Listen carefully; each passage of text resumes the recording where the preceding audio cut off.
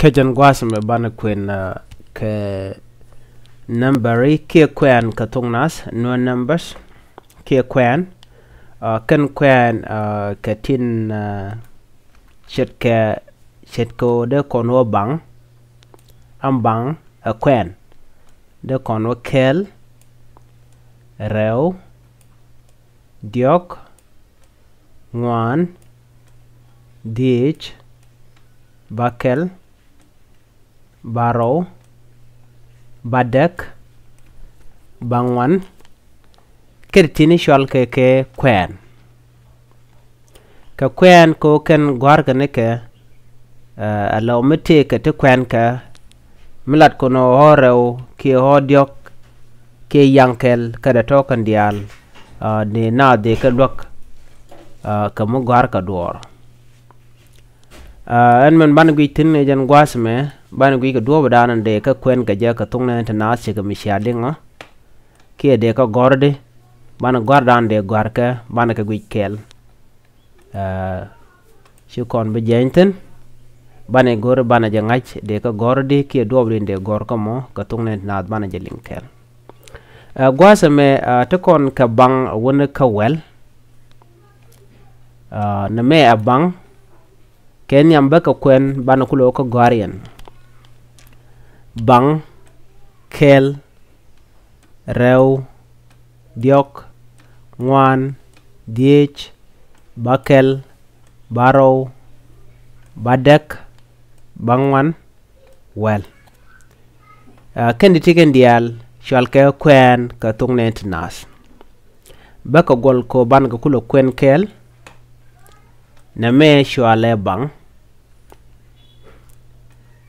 kel rew diok ngwan dich bakel baro badek bangwan well en kwende kono kwen ka ajen kwen channeling one bang kel rew diok ngwan dich bakel baro badek bangwan well de karan lok ko mi chay jog na me mi cha gordi ki ngulu domo de rije chwa ladi George ka tung ne nas ko no kono de no de quen ka tung no de ka ngach ki de rieten kon te nyono me quen ka ngwane ci mi cha de ke de odel kel de rew de diok yang kel oro o diok na to kon dial te ken ka dek du no me ken kon ngajo ken ti de ka nang de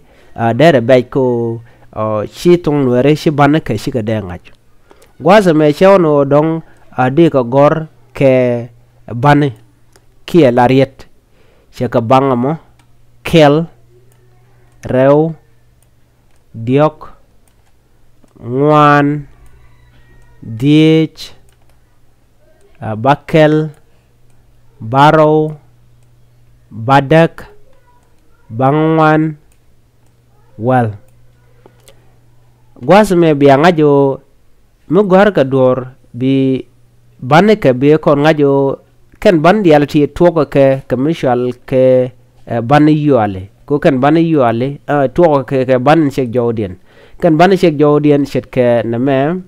dong de kon dor me de kon gich do bdan dong de kon gor gaje berti baga chut na jo de kon men yu akel an do bdan de bane de gor ke je ka tung ware na me misha wo bang namo e ban sek jode ba gor bayol ka ba je gek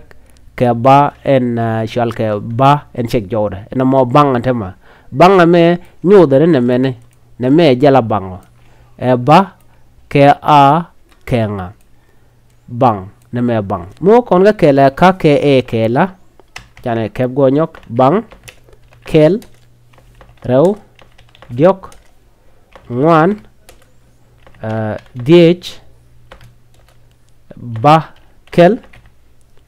bakel gwasme de konwo ka baro je yot nyal baro de konwo ka badek eno ba nyoko yunial nyoko gor je biya kenen de konwo ka ba ngwan be nyok unial to kon ke bar dien che ke manager le rap okay to kon ke bar dien ala well kwen lon kwen well gwas me kwen dong che de nen bejen unial nyoko bia ja kul nen na me ejen well wa ke he kela gwas me chu gwe ja gwas me dong ja tar ke me der well bangwan badak baro bakel diech angwan diok rew ka kel ka bang eno deri goro deri tong nuere deri bane ka deri ka ngach ko de kan sha shuglo du ni chiang ko jen do bdan gor kon de kon bane tong na de kon kwen ke jem miti ka ti gore jen bi gar ping wasmo biata kamal baran je ka listen radien ki ka ngi radien bye bye